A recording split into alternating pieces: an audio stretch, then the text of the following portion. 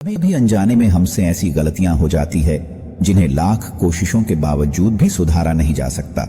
ऐसा ही कुछ अंगराज कर्ण के साथ हुआ था।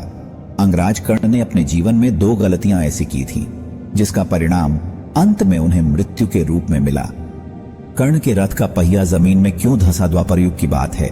सूर्यपुत्र कर्ण एक बार शिकार के लिए जंगल में भटक रहे थे।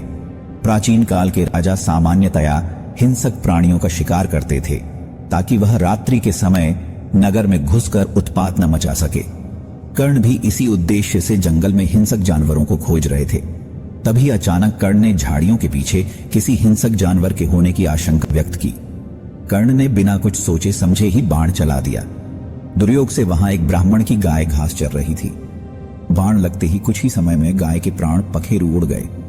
जब यह दृश्य ब्राह्मण ने देखा तो वह रोष से भर गया। कर्ण के इस कृत्य पर ब्राह्मण को बहुत क्रोध आया। ब्राह्मण अपनी गाय के पास बैठकर रोने लगा।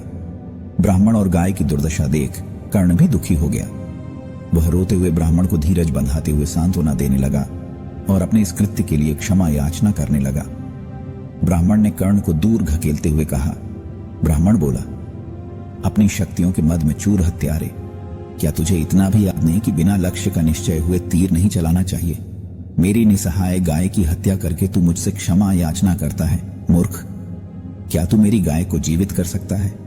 मेरे घर बंधा इस गाय का बछड़ा जो भूख से व्याकुल होकर अपनी मां को पुकार रहा है, क्या उसकी मां को तू जीवित कर सकता है? दुखी होकर कर्ण ने अपनी असमर्थता व्यक्त की। तब ब्राह्मण ने रोष से भरकर अपना कमंडलू उठाया और कर्ण को अपनी इस गलती के लिए शाप देते हुए बोला, अपनी शक्तियों के मद में चूर कर्ण, जिस तरह तूने इस रथ पर सवार होकर मेरी निसहाय गाय की हत्या की है, उसी तरह एक दिन जब तू अपने जीवन का सबसे बड़ा युद्ध लड़ रहा होगा, तेरे रथ का पहिया धरती में समा जाएगा और तू भय से व्याकुल हुआ निसहाय मरेगा। उस ब्राह्मण के शाप के कारण ही भविष्य में जब महाभारत का युद्ध हुआ और कर्ण कौरवों की ओर से लड़ रहा था, तब एक समय ऐसा आया जब परशुराम के शाप के कारण कर्ण अपनी सभी विद्याएं भूल गया और उस ब्राह्मण के शाप के कारण कर्ण के रथ का पहिया धरती में धंस गया। इस अवसर का लाभ उठाकर श्री कृष्ण के कहने पर अर्जुन ने कर्ण का वध कर दिया। इस तरह उस ब्राह्मण का शाप सत्य हुआ। एक समय की बात है, कर्ण भृगुश्रेष्ठ परशुराम जी से धनुर्वेद की शिक्षा लेने गया। प्रेम, संयम और गुरु सेवा से कर्ण ने परशुराम जी को संतुष्ट कर दिया। तब परशुराम जी ने कर्ण को प्रयोग विधि सहित संपूर्ण ब्रह्मास्त्र की विधि पूर्वक शिक्षा दी। ब्रह्मास्त्र की शिक्षा प्राप्त करके कर्ण प्रसन्नता पूर्वक परशुराम जी के आश्रम में धनुर्वेद का अभ्यास करने लगा। कुछ दिनों बाद एक दिन परशुराम जी कर्ण के साथ आश्रम में टहल रहे थे। उपवास के कारण उनकी देह दुर्बल हो चुकी थी, अतः कुछ ही समय में उन्हें थकावट होने लगी। इसलिए एक पेड़ के नीचे बैठ वह कर्ण की गोद में सिर रखकर सो गए। तभी संयोग से वहां लार और मांस का सेवन करने वाला एक कीड़ा आया और कर्ण के ऊपर चढ़ने लगा। गुरुदेव उठ जाएंगे, इस डर से कर्ण ने उसे नहीं हटाया। वह कीड़ा आगे बढ़ा और कर्ण की जांघ पर काटने लगा। असहनीय वेदना होने के बावजूद भी कर्ण सहन करता रहा।